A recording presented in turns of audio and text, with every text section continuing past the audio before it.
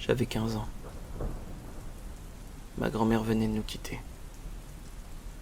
J'étais un ado hypersensible et j'avais du mal à exprimer ce que je ressentais.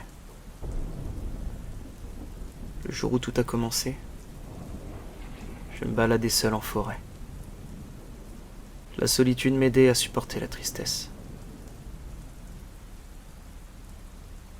J'étais dans un petit sentier quand quelque chose attira mon attention. Sur une branche de sapin, à une vingtaine de mètres de moi, un chat noir me fixait. Il ne clignait pas. Ses yeux étaient plantés dans les miens. Il me rappelait le chat d'Alice au pays des merveilles. Quelque chose clochait. J'avais l'impression de le connaître, qu'il était là pour moi. Je m'approchais lentement, hypnotisé, quand j'entendis craquer derrière moi. Je sursautais et me retournai, mais rien. Quand je revins à la branche, le chat avait disparu. Je repris mes esprits et décidai de rentrer. La nuit tombait déjà. Arrivé à une centaine de mètres de la lisière, je sentis un frisson me parcourir le corps. En me retournant, j'aperçus un homme qui m'observait. Je ne distinguais que sa silhouette et n'eus pas eu le courage d'en savoir plus. Je pris mes jambes à mon cou et courus jusqu'à la maison. Je ne dis rien à mes parents. Ils avaient déjà du mal à me laisser vadrouiller seul. Si je leur disais que j'avais été suivi, je ne ressortirais pas de sitôt.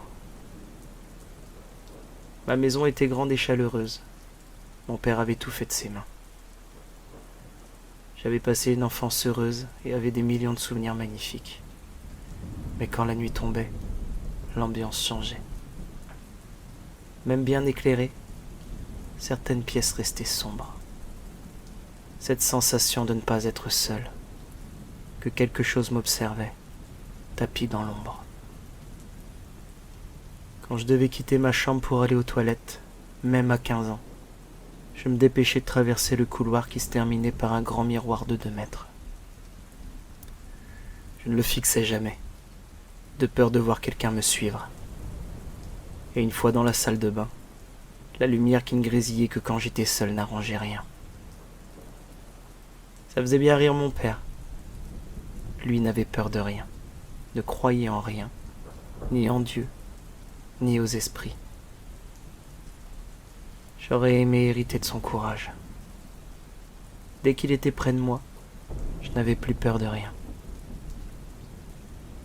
Ma mère se rendit compte que je cachais quelque chose. C'était d'elle que j'avais hérité ma sensibilité. Elle ressentait toujours quand quelque chose clochait. Je niais, comme d'habitude, et sortis dehors avec mon chien pour fuir la conversation. C'était un vieux golden retriever qui, malgré son âge, respirait la joie de vivre. En balayant la cour avec ma lampe torche, 2 yeux rouges surgirent de nulle part. La panique me saisit et je détalai pour la 2e fois de la soirée. Mon chien, pas plus courageux que moi, me dépassa à toute allure, sans doute en espérant que le monstre me mange en premier et n'ait plus assez faim pour lui. Cette fois-ci, j'expliquai ce que je venais de voir. Mon père était sur le point de sortir quand il sursauta. Les mêmes yeux venaient d'apparaître à la fenêtre de notre cuisine. Il l'ouvrit et on put découvrir le chat noir que j'avais croisé dans la forêt. Il était massif, plus que la plupart des chats. Ses yeux orange viraient au rouge dès qu'ils entraient en contact avec une source de lumière. Quand mon père eut fini de se bidonner en me félicitant pour le courage dont je venais de faire preuve, je lui dis que je n'avais jamais vu un chat dont le reflet des yeux était rouge. Il me répondit que lui non plus, mais qu'il était vraiment beau.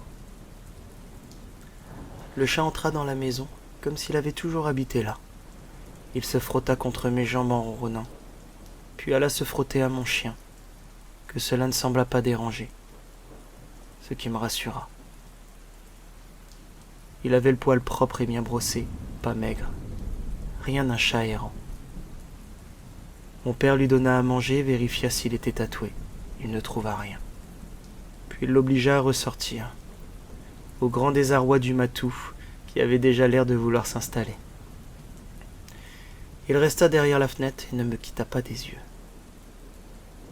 Après le repas, je remontai dans ma chambre, lessivé par cette journée étrange, qui le devint encore plus quand je découvris, posé sur mon bureau, un carnet en cuir noir. Je le pris et l'ouvris. Toutes ces pages étaient blanches. Je me dis que ma mère l'avait déposé là pour je ne sais quelle raison. Je lui poserai la question le lendemain. J'étais trop fatigué pour réfléchir. Mais d'un coup, un malaise s'installa.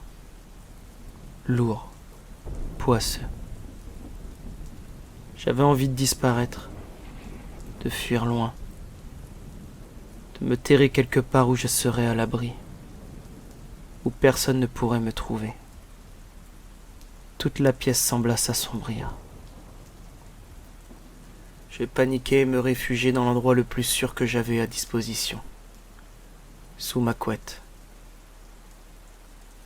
Malheureusement, mon refuge devint ma prison. Mon corps se paralysa. Seulement mes yeux pouvaient bouger. La lumière grésilla quelques secondes avant de griller.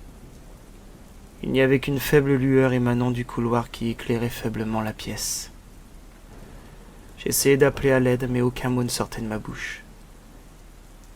J'avais du mal à respirer.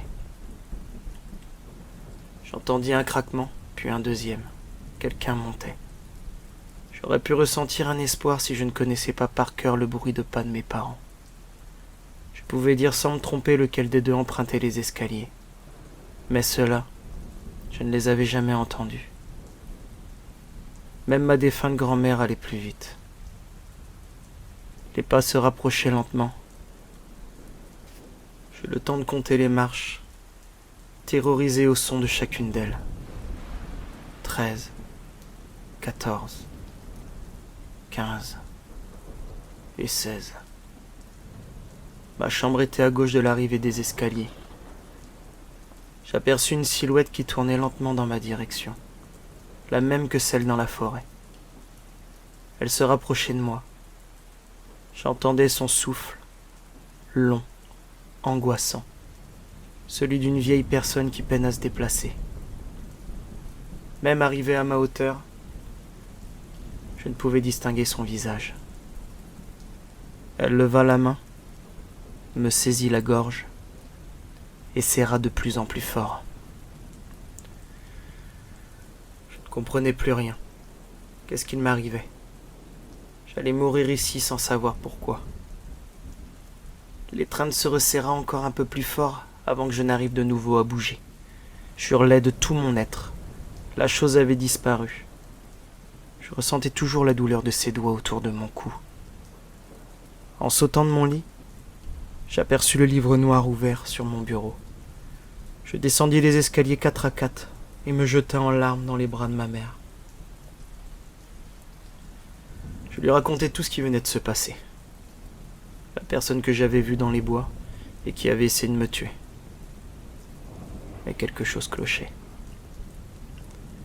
Ma mère n'avait pas dit un seul mot. Elle me fixait droit dans les yeux. Un regard qu'elle ne m'avait jamais lancé. Un regard froid. Elle me dit d'une voix sans âme. Laisse-toi faire. Et tout sera terminé. Une douleur me traversa le dos. Je me retournai et vis mon père avec un large sourire. Le couteau plein de sang qu'il venait de m'enfoncer à la main. Il essaya de me frapper au ventre mais loupa son coup. La peur était plus forte que la douleur, et je réussis à m'enfuir par les escaliers et à rentrer dans ma chambre. Mes parents m'avaient suivi à une vitesse folle et me bloquaient la porte. J'avais peur, mal, mais la véritable douleur était beaucoup plus profonde. Ceux qui m'avaient élevé voulaient me tuer. Je n'avais plus qu'un seul échappatoire, ma fenêtre.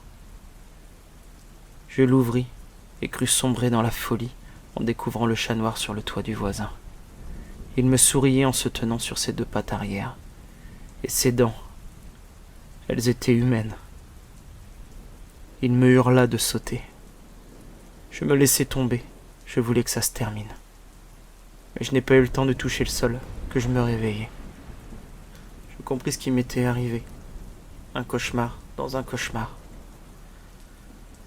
Je sautai une nouvelle fois de mon lit, sortis de ma chambre en pleurant, et au bout du couloir à droite se tenait ma grand-mère. « Qu'est-ce qui t'arrive, mon petit chéri ?» me demanda-t-elle. Je me jetai dans ses bras. Elle m'avait toujours aimé de son vivant, avait toujours été là pour moi. De son vivant.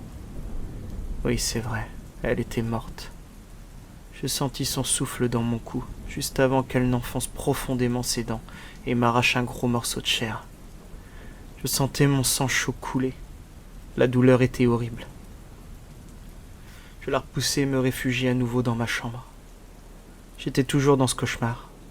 Comment faire pour en sortir? Pourquoi la douleur semblait si réelle? Et comment je pouvais être aussi conscient? Est-ce que je me réveillerais un jour? Ou est-ce que je resterais bloqué éternellement, à me suicider, encore et encore? Ma grand-mère et mes parents se tenaient une nouvelle fois devant la porte. Avant de sauter, mon père me redit la même phrase que ma mère. « Laisse-toi faire, et tout sera terminé. » J'ouvris ma fenêtre et sautai. Je me réveillai encore en hurlant de toutes mes forces, mais ce coup-ci, je ne sortirai pas de ma chambre. Il était hors de question que je revive la même chose.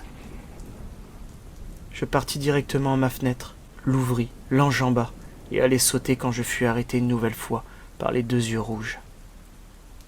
Mais cette fois, il ne me disait pas de sauter. Il ne dansait pas et n'avait pas de dents humaines tordues dans un rictus macabre.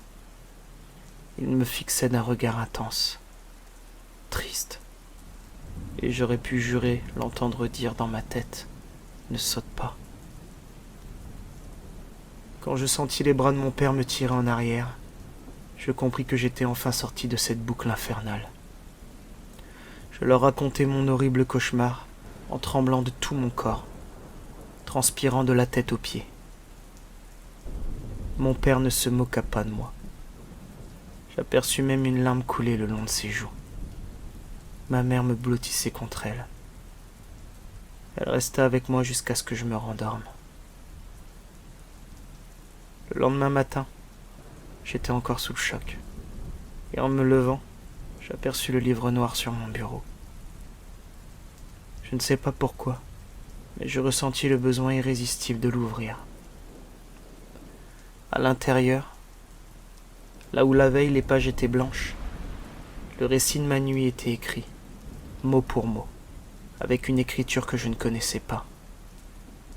Je savais que je ne rêvais pas, et que je ne pouvais pas le montrer à mes parents.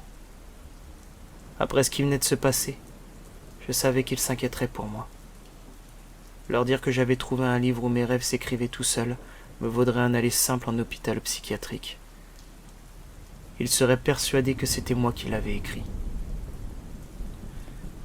Je sentais que ce n'était que le début, que tout ça était loin d'être fini. Et j'avais raison. Ma rencontre avec le chat, la silhouette et le livre marquaient le début d'événements aussi étranges que terrifiants, que ce soit dans mes rêves ou dans la réalité.